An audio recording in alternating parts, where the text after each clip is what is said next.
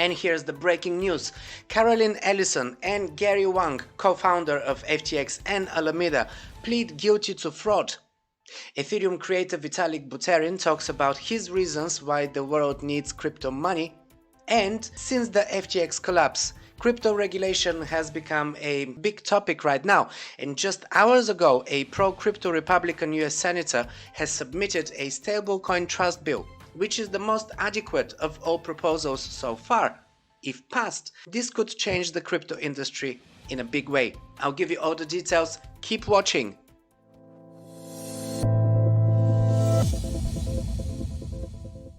Hey everyone, you're watching Crypto Corner, episode 565, the video podcast that brings you all the latest crypto news, reviews, and market analysis to help you navigate safely in the cryptoverse. Now, let's start with the top headline of the day. The co-founder of the bankrupt crypto exchange FTX, Gary Wang, and the former chief executive of Alameda Research, Caroline Ellison, plead guilty to federal criminal charges that they helped Sam Bankman-Fried orchestrate a scheme to defraud investors in FTX.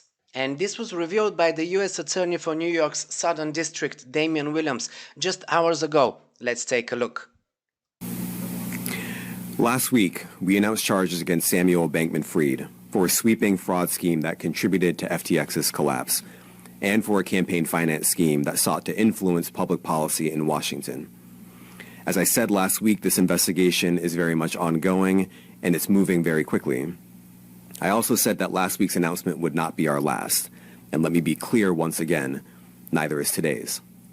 I want to make two announcements. First, I'm announcing that the Southern District of New York has filed charges against Caroline Ellison, the former CEO of Alameda Research, and Gary Wang, a co-founder of FTX, in connection with their roles in the frauds that contributed to FTX's collapse. Both Ms. Ellison and Mr. Wang have pled guilty to those charges, and they are both cooperating with the Southern District of New York. Second, I'm announcing that Samuel Bankman-Fried is now in FBI custody and is on his way back to the United States.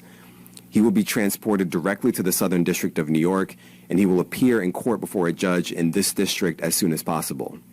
Many individuals in the Bahamas and in the United States contributed to the swiftness of the defendant's return, and I want to thank the Bahamas for its outstanding assistance and excellent coordination with us.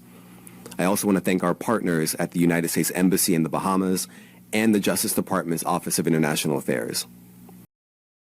Alright, well, Caroline Ellison faces 7 charges, including wire fraud and conspiracy to commit both commodities and securities fraud. These carry a maximum sentence of 110 years in prison, according to a plea agreement with prosecutors. Gary Wang, who served as chief technology officer at both FTX and Alameda, pleaded guilty to 4 counts of conspiracy to commit wire fraud and securities fraud as well. He faces up to 50 years in prison, according to the Washington Post. They have both reportedly been released on a $250,000 bond. What's interesting is that, according to the SEC, between 2019 and 2022, Ellison was directed by Sam Bankman-Fried to manipulate the price of the FTT token by making large purchases to boost its price, in other words, wash trading, which is highly illegal in the US. This price manipulation caused Alameda's FTT holdings to be inflated, leading to misrepresentations of the firm's balance sheet. Gary Wang was separately accused of creating a previously reported backdoor in FTX's software that enabled Alameda to divert the exchange's customer funds. Ellison allegedly uses these misappropriated funds for Alameda's trading activity. As of right now, we don't yet have news about Sam Fried, whether he will plead guilty. I'm sure this will come up in the next few days or so. He is currently in FBI custody, with reports indicating that he was extradited to the US yesterday. Now on to the next big story of the day. A new bill for regulating stablecoins is making its way into Congress. Pat Toomey is the person behind this bill, and if passed by Congress, it would permit non-state and non-bank institutions to issue stablecoins as long as they obtain a federal license created and issued by the OCC. The bill would exempt stablecoins issuers from US securities laws, as long as they don't offer interest-bearing products or services. So this can be a real game changer. This will stop stablecoin issuers from being considered as investment advisors or companies and will allow non-bank entities to issue them. This bill would only apply to payment stablecoins that can be directly converted to fiat by the issuer, such as the US dollar, not commodity-like or algorithmically backed stablecoins, which are still very much clouded by uncertainty. Stablecoins are in fact a big chunk of the market, as we all know too well. I've been keeping my capital in stablecoins since the beginning of this bear market, and stablecoin adoption has grown immensely this year. According to Coinmetrics, the total value settled by them in 2021 was just over $6 trillion. This year, the value settled will come to about 8 trillion, if not more. We still don't have the figures yet, but it's important to know that stablecoin settlements have already surpassed MasterCard and American Express and are expected to surpass those of Visa next year. Actually, next year's stablecoin volume will most likely surpass the aggregate volume of all four major credit card networks. However, there is a big difference between credit card volumes and stablecoin settlements. Credit card transactions usually indicate consumer spending, where fiat-pegged crypto assets are primarily used for crypto trading and decentralized finance. With that in mind, the surge in settlement volumes for stablecoins is even more impressive. Once they are regulated and they can be used legally for payments, that volume will skyrocket. Stablecoins currently account for around 16.5% of the entire crypto market capitalization. According to CoinGecko, there is $140 billion in all of them combined. Tether, of course, remains the king of the crop with a 47% market share and 66.3 billion USD Tether circulating at the moment. Circle is the second with a market share of 31%, 44.3 billion in USDC.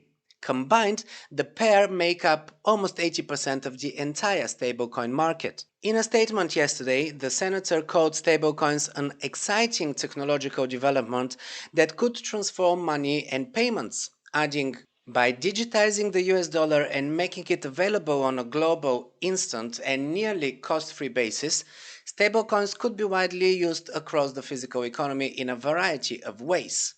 This is quite a big deal, guys, but I personally feel that it might not get passed because this will give a lot of power to stablecoins and a lot of power to different institutions that are not banks to issue stablecoins that will be regarded as legal payment methods.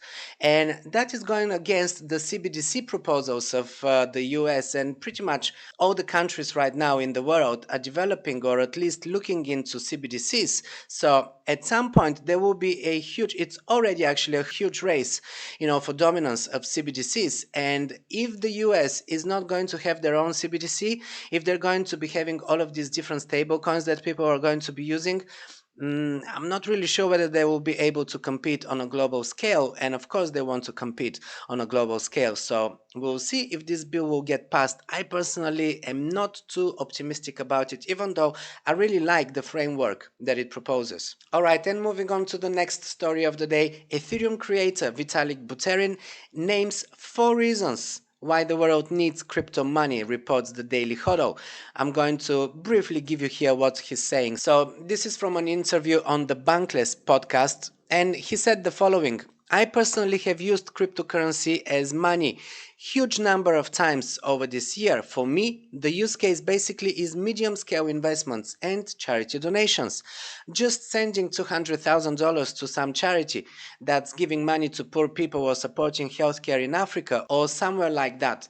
Quickly routing money to medical organizations that are based in all kinds of countries.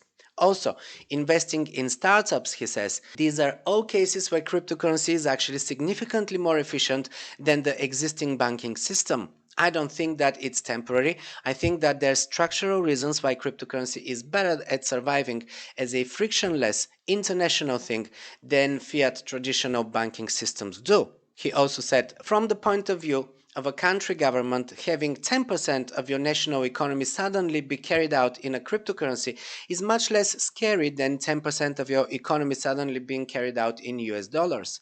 Because in the second case, the US government has power over you. In the first case, It doesn't. So there definitely is this structural aspect where, because of its neutrality, cryptocurrency has an advantage that fiat currencies cannot have.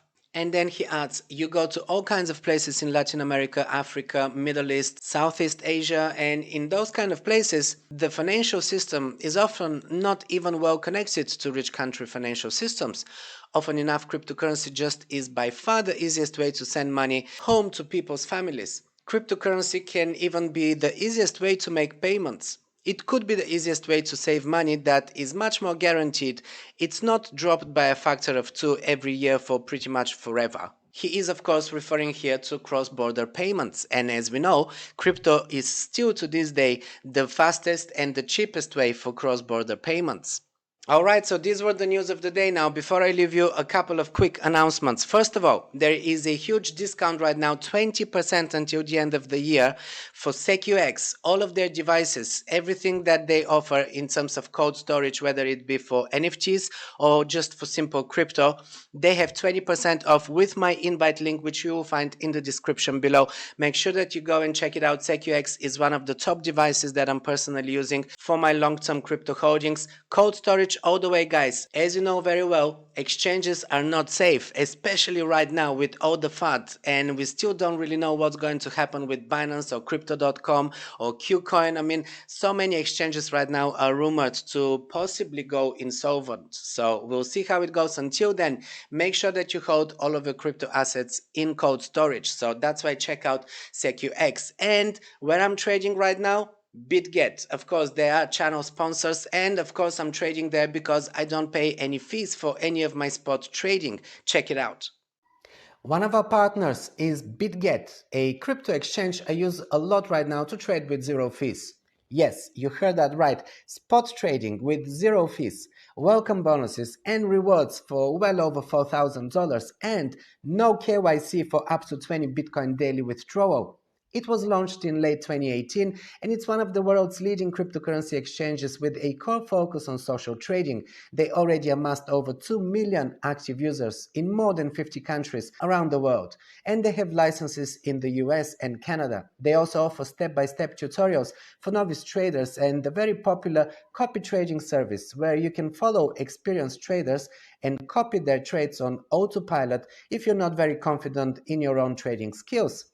I dropped my invite link in the description below for you. Make sure that you use it to register and get the welcome bonus, as well as their affiliate program, through which you can earn more than $3,000 bonus. They pay you 30% commissions on every trade your friends make, so this can be an additional passive income stream. And that's not all. Aside from spot markets, BitGet also offers futures trading, a launchpad for newly listed IEOs, interest-bearing accounts to maximize profits on your crypto holdings, yield farming through their launch pool, and much more. They just announced a huge partnership with Messi on his last year of the World Cup. This is quite a big deal, not only for football or soccer fans around the world, but it also places them in the top crypto brands right now, making it a serious competitor amongst all of the crypto exchanges in the world. Yet another reason why I'm very proud to have them as a worthy partner of this channel and one of our top supporters, along with Ledger, Keystone, Token Metrics, and many other major crypto players who've been supporting our community throughout the years. Sign up today with the invite link in the description of this video. Alright, well, this is everything for today's episode, guys. Make sure that you check out the links in the description below, where I drop the links to all of the crypto services that I'm personally using and that I recommend to you. And if you have not yet subscribed, make sure you do that as well. Hit the notification bell so you never miss an episode. And while you're here, just pick another one of my videos, and I'll see you in the next one.